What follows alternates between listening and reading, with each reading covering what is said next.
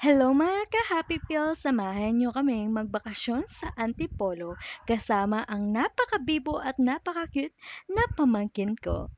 At ayan na nga kinabukasan na ito dahil gabi na kami nakarating sa Antipolo at hindi kami aware na siya pala ang nauuna dito sa Antipolo 'pag naglalakad ka. Dahil ang daan sa Antipolo ay pataas at pababa, tingnan niyo naman kaming lumakad.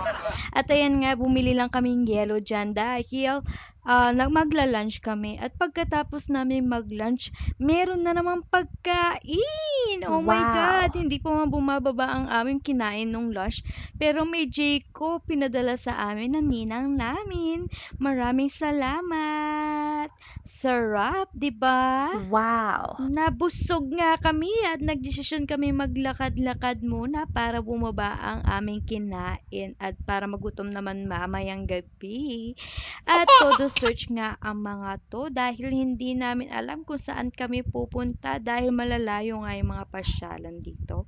At kaya nagdesisyon kami na maglakad-lakad muna. At ayun na nga, naglakad-lakad muna kami at dito kami napadpad sa napakaganda at napaka-fresh. Ang ganda, 'di ba?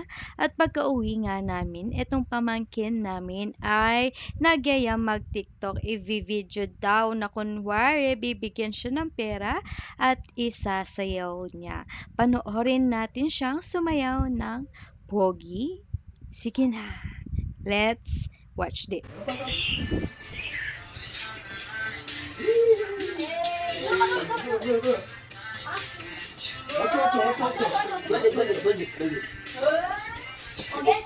At ayun na nga, akala niya bibigyan siya ng 500 pero hindi naman.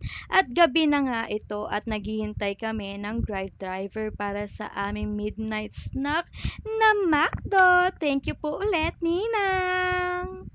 At ayan na nga, sinama ko nga sila maghintay dahil ang kulit-kulit sa loob at kinaumagahan sa sasakyan. At ayan na nga, pumasyal muna kami bago kami umuwi sa Pampanga. At ayan na nga yung sitwasyon namin.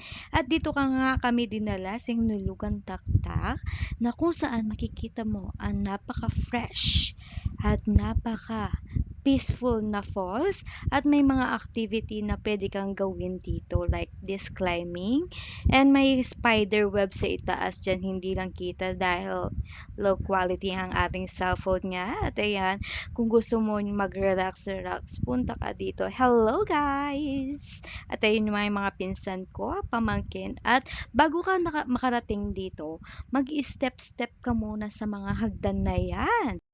At ayun na nga, pagod na ang aking tita at pinsan. At paglabas mo sa Hinulugan Taktak, may marami kang makikita mga tindahan na pwede mong pampasalubong sa iyong pamilya.